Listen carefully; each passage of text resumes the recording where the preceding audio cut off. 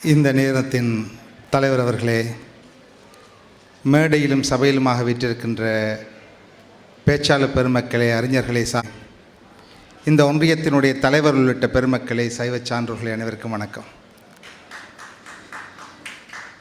எப்பொழுதுமே ஒரு பிரார்த்தனையோடு தான் என்னுடைய உரையை தொடங்குவது வழக்கம். இன்றைக்கும் நான் பிரார்த்தனையோடு தான் தொடங்குகிறேன்.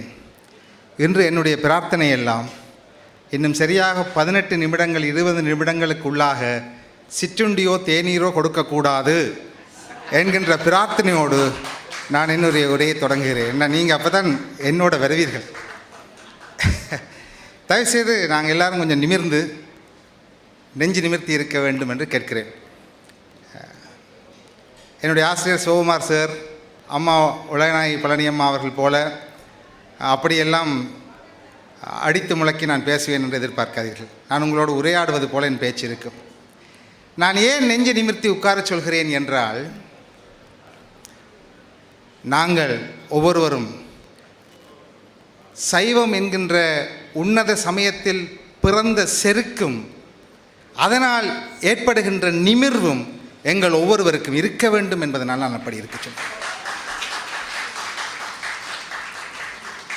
ஏன் என்று சிந்தித்து பாருங்கள் பெருமக்களே, ஏன் என்று சிந்தித்து பாருங்கள். சைவம் அழிவினுடைய எல்லைக்கு 3 தரம் சென்றது உலக வரலாற்றில்.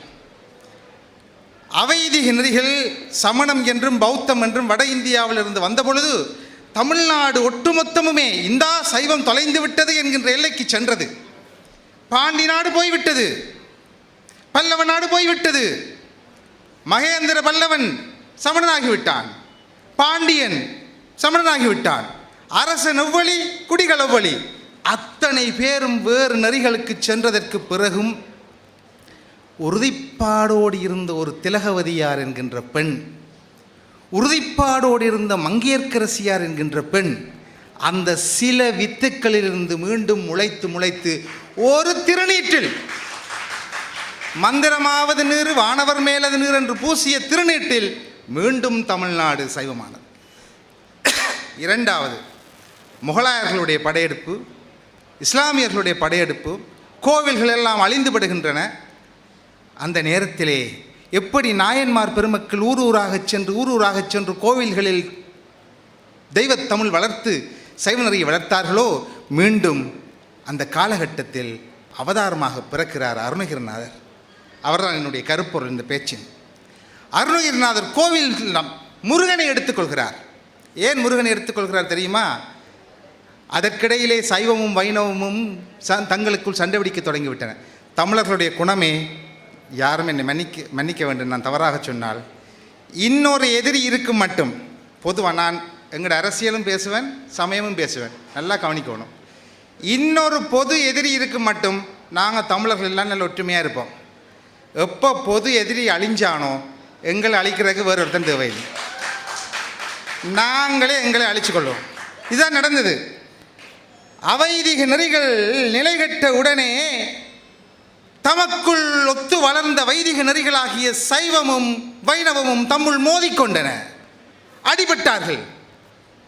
நீங்கள் பொன்னியின் செல்வன் கதை வாசித்திருப்பீர்கள், கல்கியினுடைய கதை. ஒரு கோவில், வைணவ கோவில் சுவரில் இருந்து காகம் சும்மா கொத்துகிறது, தன் காலில் இருக்கிற புழுவை கொத்துகிறது.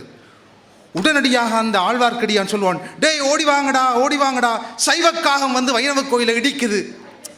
காகத்திலேயே சைவம் வைணவம் பார்த்தாக்கலுங்கடே ஆக்கள். இப்படி இருக்கிற நேரத்திலே அருணகிரிநாதர் வந்து முருகனை எடுத்துக்கொள்கிறார். ஏன் முருகனை எடுக்கிறார் என்றால், முருகன் யார்? சிவனுடைய மகன், விஷ்ணுவுக்கு மருமகன். அடே, நீங்கள் எல்லாரும் ஒரே குடும்பம்டா, அடிபடாதீங்கடா என்று சொல்றதுக்காக கந்தர் அலங்காரம், கந்தர் அனுபூதி, திருப்புகள் எல்லாவற்றையும் கொண்டு வருகிறார். அப்படி பாடிய 2வது காலகட்டம் மீளவும் சைவம் தளர்க்கிறது. 3வது காலகட்டம் பெருமக்களே, நினைத்து பாருங்கள். எங்களுடைய மதம் எவ்வளவு வீரியமான மதம் என்பதை நீங்கள் புரிந்து கொள்ள வேண்டும். எவ்வளவு தூரம் தங்களுடைய சமய நெறியை நிறுத்துவதற்காக மிஷனரிமார்கள், நான் எந்த மதத்துக்கும் எதிரானவன் அல்ல, அந்த வாக்குறுதியை முதல் தந்து விடுகிறேன். ஆனால் சுய சமயத்திலிருந்து தங்களுடைய மறைக்கு தங்கள் நெறிக்கு மதம் மாற்ற வேண்டும் என்பதற்காக இலங்கை, இந்தியா போன்ற நாடுகளில் பெருவாரியாக அரசாங்கம், போர்த்துகேஸ் அரசாங்கம், ஹாலந்து அரசாங்கம், பிரித்தானிய அரசாங்கம், அமெரிக்க அரசாங்கம் பெருவாரியான லட்சக்கணக்கான காசுகளை செலவழித்து மதகுருமார்களை எங்களுடைய நாடுகளுக்கு அனுப்பி அங்கிருக்கின்ற வழிபாட்டிடங்கள் இடிக்கப்பட்டன. இன்றைக்கு திருவோணமலை கோட்டையில் இருக்கிற கற்களை பாருங்கள். திருவோணேஸ்வரர் கோயில் யாழ்ப்பாண கோட்டையில் இருக்கிற கற்களை பாருங்கள். கோவில் கற்கள், கோவில்கள் இடிக்கப்பட்டன. சமய வழிபாடு மறுக்கப்பட்டது. ஆறுமோன் அவளுடைய பேரன் தாத்தா திடீரென்று ஒரு வல்லம் பிடித்து இந்தியாவுக்கு தப்பி ஓடினார். ஏன் தப்பி ஓடினார்? ஞானப்பிரகாச முனிவர் எதற்காக போனார்? போர்த்துகேயருடைய கட்டளை, ஒவ்வொரு வாரமும் ஒவ்வொரு வீட்டுக்காரர் இறைச்சிக்காக பசு தர வேண்டும். பசுவை கோமாதா என்று பூசித்து பழகிய சைவர்களுக்கு இறைச்சிக்காக பசு கொடுக்க விருப்பமில்லை. ஞானப்பிரகாசர், உனக்கு நான் பசு தர மாட்டேன் என்பதற்காக தமிழ்நாட்டுக்கு தப்பி ஓடி ஒருவர். அந்த மரபில் தான் ஆறுமுகநாவலர் பிறக்கிறார். அப்படியான ஒரு, அது இன்னும் சொல்லப்போனால் நாங்கள் அடியார்களை பற்றி பேசுகிறோம் பெருமக்களே. அடியார்கள் மட்டுமல்ல, சாதாரண மக்களும் சமயத்தை காத்தார்கள். பிரித்தானியர்களுடைய, போர்த்துகேயருடைய காலத்தில் இன்னொரு சமயத்தை கும்பிட்டால் தண்டனை என்று இருந்த வேளையிலே எங்களுடைய ஊர் பெருமக்கள் என்ன செய்தார்கள் தெரியுமா? என்னுடைய தாத்தா சொன்ன கதை. கோப்பாயிலே எல்லாம் அந்த பெரியவர்களுக்கு தெரியும், ஊர்வழியில் மரங்களுக்கெல்லாம் வைரவரை வச்சு கும்பிட்றது. திடீரென்று வைரவர் எல்லாரையும் நட்டு போட்டு செய்துட்டாங்க. நட்டு ஸ்க்ரூ போட்டு வைரவர் செய்கிறது. போர்த்துகேயர் ஆமி வர்ற நேரத்தில் அது சிலுவை மாதிரி நிற்கும். இப்படி ஆமி போன அப்புறம் வைரவர் ஆகிடுவார். இப்படி இதனாலே ஒரு இடத்திலே ஒளித்து நின்று போர்த்துகேய இராணுவத்தினர்கள் சுதேசிய மக்களை பிடித்து விடுகிற பொழுது அந்த சுதேசிய சொன்னாராம், சிவசிவா நான் ஜேசுவை மறப்பேனா? நினைத்து பாருங்கள். சிவசிவா நான் அவனுக்கு மனசில் இருக்கிறது சிவன்.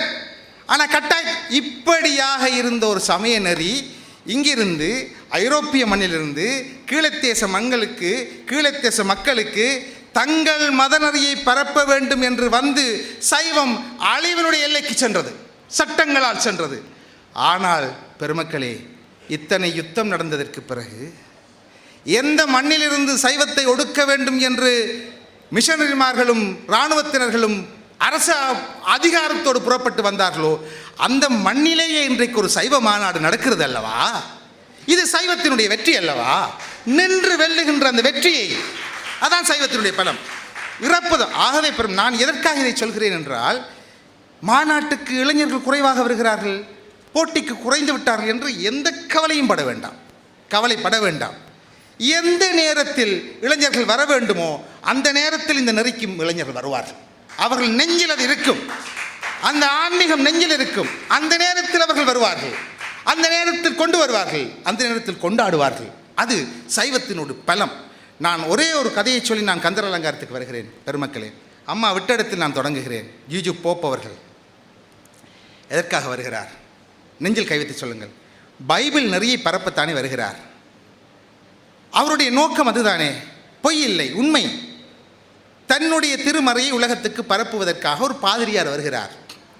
வந்த இடத்திலே அச்சு வாகனம், அச்சு பண்பாடு, பிரஸ் அச்சிலே ஏற்றுவதற்காக ஏடுகளை தேடி படிக்கிற பொழுது திருவாசக பிரதி கிடைக்கிறது. திருவாசகம் இன்னொரு மதநெறியாக இருந்தாலும், இன்னொரு மத நூலாக இருந்தாலும் அதை மொழிபெயர்க்க வேண்டும் என்று அவர் விரும்புகிறார். அது அவருடைய பெருந்தன்மை. அவர் இல்லாவிட்டால் உலகத்துக்கு திருவாசகம் போயிருக்காது. ஆனால் அவருடைய மொழிபெயர்ப்பு முற்றுமுழுதாக கிடைக்கவில்லை. அவர் தாளில் எழுதியிருக்கிறார். உங்களுக்கு தெரியும், அந்த காலத்தில் மைப்பேனா என்று சொல்லுவோம், இங்க் மைப்பேனாவால் தான் எழுதுவார்கள். ஜிஜு போப் அவருடைய திருவாசக மொழிபெயர்ப்பு சில பாடல்களுக்கு கிடைக்கவில்லை, வாசிக்க கடினமாக இருக்கிறது. பதிப்பகத்தினர் ஆச்சரியம் கொண்டு அந்த ஜிஜு போப் அவர்களுடைய வீட்டிலே வேலை செய்த ஒரு தொழிலாளியை அணுகி, ஐயா அவர்கள் பிரதி கிடைத்திருக்கிறது, ஐயாவுடைய எழுத்து பல இடங்களில் விளங்கவில்லை, இதற்கு வேறு பிரதி எங்கேயாவது வீட்டில் இருக்கிறதா என்று கேட்கிறார்கள்.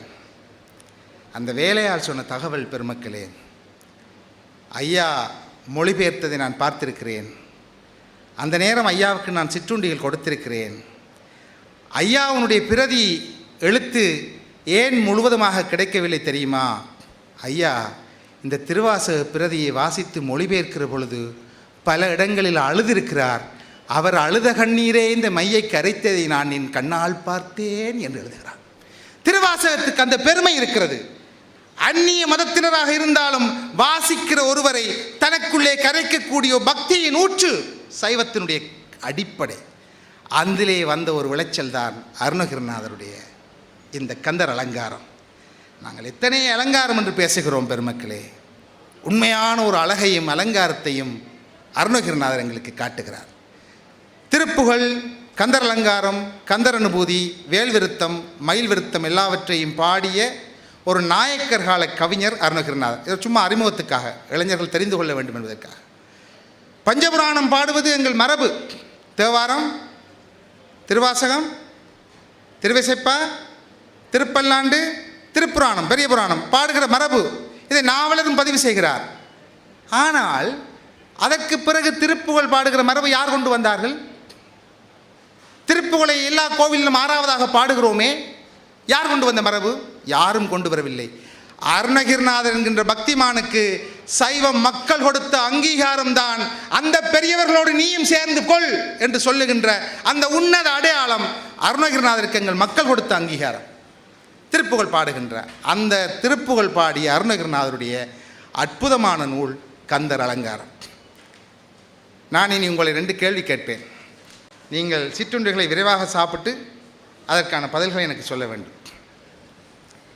எங்களோடு சேர்ந்து திரிகின்ற, எங்களோடு உடன் வருகின்ற ஒரு விடயம் எங்களுக்கு உதவி செய்வதில்லை. இப்போ நான் உதாரணத்துக்கு சொல்கிறேனே, என்னோடு சேர்ந்து கை வருகிறது, என் கை வருகிறது, அது எனக்கு பொருள் எடுக்க உதவுகிறது, உண்ண உதவுகிறது. என்னோடு சேர்ந்து என் கால் வருகிறது, அது எனக்கு நடக்க உதவுகிறது. இப்படி என்னோடு சேர்ந்து வருகின்ற ஒரு விடயம் எனக்கு எந்த விதத்திலும் உதவுவதில்லை. என்ன என்று உங்களால் சொல்ல முடியுமா? Very good. நிழல். நிழல் என்னோடு சேர்ந்து. அருணகிரிநாதர் கேட்கிறார், வெயிற்கு ஒதுங்க உதவா உடம்பின் வெறு நிழல் போல். நான் பெரிய அழகன், பெரியவன், உருவத்தில் பெரியவன், எனக்கு பெரிய நிழல் விழுகிறது. ஆனால் அந்த நிழலில் நான் நிற்க முடியாதே. என் நிழல் எனக்கு ஒரு நாளும் உதவவில்லையே. நான் எந்த தெருவில் போனாலும் என் நிழலில் நிற்க முடிவதில்லையே என்றால் உன் கையில் இருக்கிற செல்வமும் அப்படித்தான். உன் கையில் இருக்கிற செல்வம் இந்த நிழல் போலத்தான். உன் கையில் இருக்கும் உனக்கு உதவி செய்யாது. எங்கே உதவி செய்யாது? நீங்கள் நினைப்பீங்க, என்ன உதவி செய்து தானே, நான் உணவு வேண்டுகிறேன், பணம் கொடுத்து வீடு வாங்குகிறேன். இல்லை, எங்கே நீ இதை விட்டு ஒரு பெரிய பயணம் போகப் போகிறாய். எல்லாரும் போக போகிறோம். ஒரு பெரும் பயணம், தனிப்பயணம். யாராவது இல்லை என்று சொல்ல முடியுமா? அந்த ஏர் இந்தியா பிளேன் நான் வெளிக்கிறதுக்கு 2 நாள் போது தான் விழுந்தது. அது ஹீத்ரோவுக்கு போன பிளேன்னு சொல்லிட்டாங்க. எனக்கு பயமாக போச்சு. நான் டாக்டருக்கு ஃபோன் பண்ணி எனக்கு லீவு கிடைக்கல, விசா தெரியலன்னு சொல்லுவோமோன்னு நினைச்சேன். யார் நினைத்தார்கள்?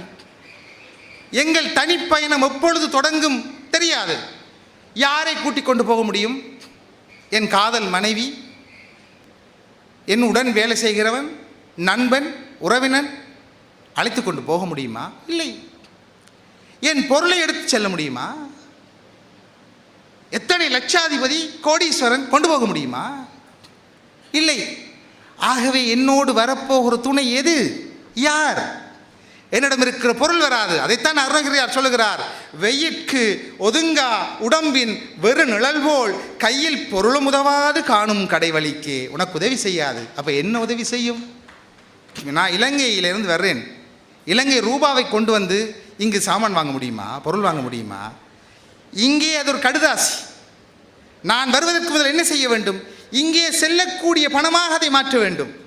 இங்கே செல்லக்கூடிய பவுன்ஸாகவோ டாலராகவோ கொண்டு வர வேண்டும். தனியே போகிற பயணத்துக்கு எதை எடுத்துக்கொண்டு போகலாம்? எது எனக்கு வரப்போகிறது? என் கையில் இருக்கிற செல்வம் இல்லை, என் அழகான உடல் இல்லை, என் பதவி இல்லை. ஒரு பயணம் தனியே போகப் போகிறேன். ஒரு நல்ல லொஜிக் சொல்கிறார் பிள்ளை அருணகிரிநாதர். நிற்குமளிக்கு நிகரன்பர் யாக்கை. இந்த உடம்பு நீர்க்குமிழி போல பபிள்ஸ் வந்து டப்பன் உடையிற மாதிரி உடைஞ்சிட்டு. நீர்க்குமிழிக்கு நிகரம்பர் யாக்கை நில்லாது செல்வம் பார்க்கும் இடம் தந்த மின்போலம் என்பர். அப்படியே மழை காலத்தில் வர பளிச்சு என்ற ஒரு மின்னல் மாதிரி எங்கள் செல்வம் போய்விடும், திடீரென்று போய்விடும். நான் உங்களை 2வது கேள்வி கேட்கிறேன். 2 கேள்வி கேட்பதாக சொன்னேன். 2வது கேள்வி, ஒரு இல்லாததையும் வைத்து இருப்பதை நீங்கள் உருவாக்க முடியுமா? கொஞ்சம் மூளைக்கு எடுங்க. இல்லாததையும் வைத்து இருப்பதை உருவாக்குவீங்களா? எழுதாத பேப்பரையும் வைத்து எழுத்தை உருவாக்க முடியுமா? சமைக்காத பாத்திரத்தையும் வைத்து சமையலை காட்ட முடியுமா? முடியாது, எதுவும் செய்ய முடியாது. ஆனால் பெருமக்களே, ஒன்றை ஞாபகம் வைத்துக் கொள்ளுங்கள்.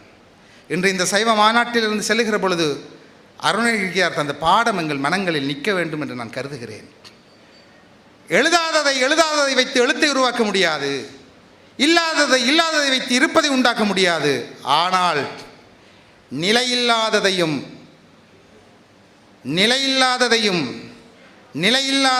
வைத்து நிலையானதை செய்யலாம். நான் அதை விளங்கப்படுத்துகிறேன். என் யாக்கை உடம்பு நில்லாது, அழிய போற உடம்பு,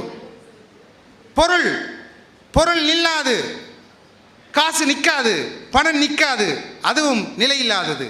ஆனால் நிலையில்லாத இந்த உடம்போடு இருக்கிற பொழுதே நிலையில்லாத காசை நான் ஒரு ஏழைக்கு கொடுத்தால் எனக்கு நிலையான புண்ணியம் வந்து சேரும். நிலையான புண்ணியம். நிலையில்லாததை வைத்து நிலையான ஒன்றை காட்டி தருகின்ற பெருநறியை காட்டுகிறார் அருணகிரிநாதர். எது பூசை தெரியுமா? இது வழிபாடு. நான் நினைக்கிறேன், முருகா, ஓம் முருகாய நம, குஹாய நம, ஸ்கந்தாய நம என்று பூ போடுவது, பால் ஊற்றுவது வழிபாடு என்று கருதுகிறேன். அருணகிரிநாதன் சொல்கிறான், இல்லை, வையிற் கதிர்வடி வேலோனை வாழ்த்தி வாயால முருகனை கும்பிடு. உன் கை பூ எடுத்து போடட்டுமா? போடு, பரவாயில்லை. பால் எடுத்து ஊற்றட்டுமா? ஊற்று. ஆனால் இதை விட ஒரு பெரிய பூசை இருக்கிறது தெரியுமா? வையில் கதிர்வடி வேலோனை வாழ்த்தி வறிஞர்க்கு என்றும் நொய்யில் பிளவளவேனும் பகிர்மீன்கள். நீ முருகனை கும்பிட்டு உன் கையால் இன்னொருத்தனுக்கு அன்னதானம் போடுறியா? அது பெரிய பூசைடா என்று அருணகிரிநாதன் பேசுகிறான் என்றார். எப்பேற்பட்ட நெறியை! அதனால்தான் பெருமக்களே, இது சைவ சமயம் கிடையாது, சைவ நெறி, சைவ நீதி. அந்த நீதியையும் நெறியையும் தர்மம் என்று காட்டுகிறான் அருணகிரிநாதன். நிறைவாக ஒரே ஒரு பாடலை சொல்லி என் நேரத்தை நிறைவு செய்கிறேன். எங்களுக்கு சொல்கின்ற வழி, எனக்கு இந்த நாய்க்கு நடுக்கடலுக்கு போனால் நக்குத்தனி என்ற ஒரு பழமொழியை யாழ்ப்பாணத்தில் சொல்லுவார்கள். எனக்கு யூனிவர்சிட்டிக்கு லெக்சர்ஸுக்கு போனாலும் காலம் 8 மணிலேருந்து பிள்ளை லெக்சர்ஸில் இருக்கும். கடைசி பீரியட் 5 மணிக்கு தான் பாடம். பிள்ளை அப்படியே அப்படியே எல்லாம் எப்படா இந்த வாத்தியார் விடுவார் என்ற லெவல்லாம் காத்திருக்கும். சரி, சைவ மாநாட்டுக்கு போவோம். சிவகுமார் சார் ஒரு 10 மணிக்கு 11 மணிக்கு பேச்சு கிடைக்க வேண்டாம், அதுவும் அந்த கடைசி நேர பேச்சு. ஆகவே பெருமக்களை நீங்கள் பொறுத்து கொள்ள வேண்டும். உங்களுடைய கேட்கிற சக்தியை மீறி நான் பேசுகிறேன் என்று கருதுகிறேன். என்றாலும் இந்த ஒரு செய்தியோடு நான் நிறைவு செய்கிறேன். எங்களை பார்த்து, நீ முருகனை தேடி அலைகிறாயே, நீ முருகனிடம் கோவிலாக செல்கிறாயே. இலங்கை முருக வழிபாட்டில் சிறந்தது கதிர்காமம், செல்வச்சின்னதி, நல்லூர், மண்டூர் முருகன், மாவட்டபுரம் என்று இலங்கை என்பது கந்தபுராண கலாச்சாரம், முருக வழிபாடு. முருகன் அருளை தேடி நீ போகிறாயே, ஒரு இடமும் போகாமல் எங்கும் செல்லாமல் முருகன் அருள் உனக்கு வர வேண்டுமா? கூரியர் வர்ற மாதிரி முருகன் அருள் வந்து உன் வீட்டை இறங்க வேணுமா? என்ன செய்யலாம்? 4 விஷயம் செய் என்று அருணகிரிநாத பெருமான் சொல்கிறார் கந்தர் அலங்காரத்தில். முதலாவது பெருமக்களே, கொஞ்சம் மனசில் உள்வாங்கிக் கொள்ளுங்கள். இந்த மாநாட்டினுடைய ஒரு நிறைவாக உங்கள் மனதில் இந்த செய்தி தங்க வேண்டும் என்று நினைக்கிறேன். சமயம் என்பது வெறுமனே சடங்கு, ஆசாரங்கள், பூசனை, அர்ச்சனை மட்டுமில்லை. எங்களுடைய வாழ்வியலுக்கு அது எப்படி உதவி செய்கிறது என்கின்ற அந்த பயன்பாடு எங்களுக்கு முக்கியமானது. இவ்வளவு அழகாக நிறைகின்ற மாநாட்டில் ஒரு செய்தி என் நெஞ்சில் தங்கவில்லை என்றால் அது தவறாகிவிடும். பெருமக்கள் சொன்ன எல்லா செய்தியோடு என்னுடைய இந்த செய்தியும் உங்களிடம் தங்க வேண்டும் என்று நான் விரும்புகிறேன். முதல் அறிவுரை, தடுங்கோள் மனத்தை. மனசை ஒரு எல்லையில் பிரேக் போட்டு நிப்பாட்ட பழகுங்க ப்ளீஸ். அந்த வாக்கிங்குக்கு நடக்கிறதுக்கு நாயை கூட்டி கொண்டு போகிற போது நாய்க்கு ஒரு பார் போட்டு நாங்கள் எழுப்போம் இல்லையா? நாய் உருன்னு ஒரு இறைச்சியை கண்டா பாயும், இன்னொரு நாயை கண்டா பாயும், மனுஷனை கண்டா பாயும், பாம்பை கண்டா பாயும். பிடிக்கிறவன் இழுக்க வேணும், நாயை போகிற போக்கில் விடக்கூடாது. விட்டாது கடிச்சு கேஸ் ஆகிடும். எங்களோட மனசும் அப்படித்தான். அது நாய் மட்டும் இல்லை, பயங்கர குரங்கு. உள்ளே ஒரு குரங்கை கட்டி வச்சிருக்கிறோம்.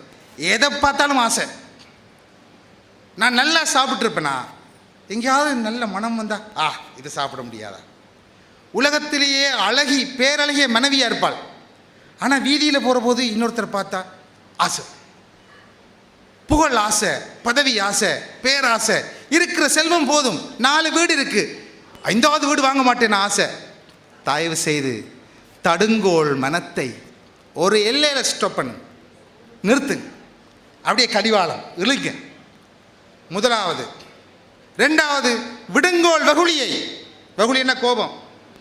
கோபத்தை விட்டு விடுங்கள். கோபம் பொல்லாத சாமான். வள்ளுவர் சொல்வார், கோபம் சினம் என்பது சேர்ந்தாரை கொல்லி.